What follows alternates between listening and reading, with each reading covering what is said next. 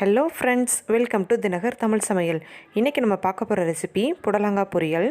இது செய்கிறதுக்கு 1 table spoon கடலை எண்ணெய் எடுத்திருக்கேன், 1 டீஸ்பூன் கடுகு உளுந்தம்பருப்பு, கொஞ்சமாக கருவேப்பிலை, 2 வரமிளகாய், 1/4 கிளாஸ் கடலைப்பருப்பு ஊற வச்சுருக்கேன் 10 நிமிஷம் முன்னாடி, சிறிதளவு உப்பு, கொஞ்சம் பெருங்காயம், தேவையான அளவு தேங்காய் துருவல் எடுத்துக்கோங்க.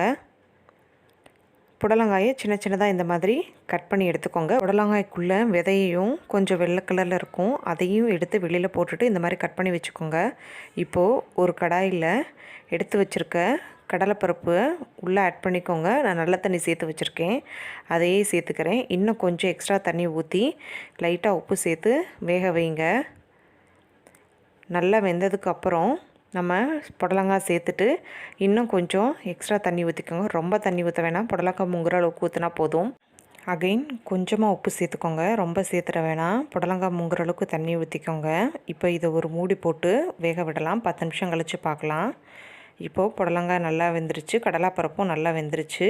இதை ஒரு வடிகட்டியில் நல்லா வடித்து எடுத்துக்கோங்க. இந்த மாதிரி ட்ரையாக எடுத்துக்கோங்க. இதை தாளித்து விட்டுறலாம். இப்போது ஒரு கடாயில் நம்ம எடுத்து வச்சுருக்க ஆயிலை சேர்த்துக்கோங்க. ஆயில் நல்லா சூடானதும் கடுகு உளுந்தம் பருப்பு போடலாம். கடுகு உளுந்தும் நல்லா பொரிஞ்சு வந்துட்டுருக்கு.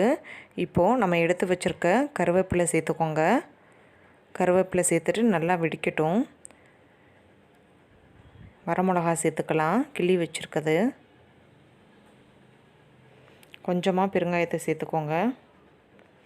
இப்போ நல்லா இதை கிளறி விடுங்க. கிளறி விட்டுட்டு நம்ம வடிகட்டி வச்சுருக்க புடலங்காயும் கடலைப்பருப்பையும் இதில் சேர்த்துடலாம். சேர்த்துட்டு நல்லா கிளறி விடுங்க.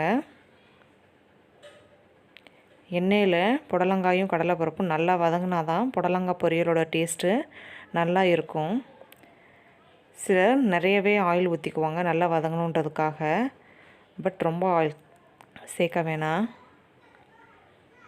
நல்லா வதக்கி விடுங்க. எவ்வளோ தூரம் நீங்கள் வதக்குறீங்களோ அந்தளவுக்கு தான் இந்த பொரியல் டேஸ்ட் கொடுக்க ஆரம்பிக்கும். ஓரளவுக்கு பொரியல் நல்லா வதங்கிடுச்சு எண்ணெயில்.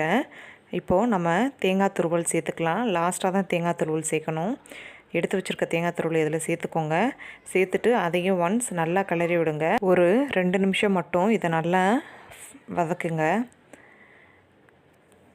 அவ்வளோதான், நம்மளோட சுவையான புடலங்காய் பொரியல் ரெடி ஆகிடுச்சு. இதை சர்வ் பண்ணிடலாம். இப்போது நம்ம சேனலில் நீங்கள் புதுசாக பார்க்குறவங்களா இருந்தால் கண்டிப்பாக நம்ம சேனலை சப்ஸ்கிரைப் பண்ணுங்கள். மறக்காமல் உங்கள் ஃப்ரெண்ட்ஸ்க்கு ஷேர் பண்ணுங்கள். இந்த டிஷ்ஷை நீங்கள் வீட்டில் செஞ்சு பார்த்துட்டு கமெண்ட் பாக்ஸில் கமெண்ட் பண்ணுங்கள். தேங்க்யூ.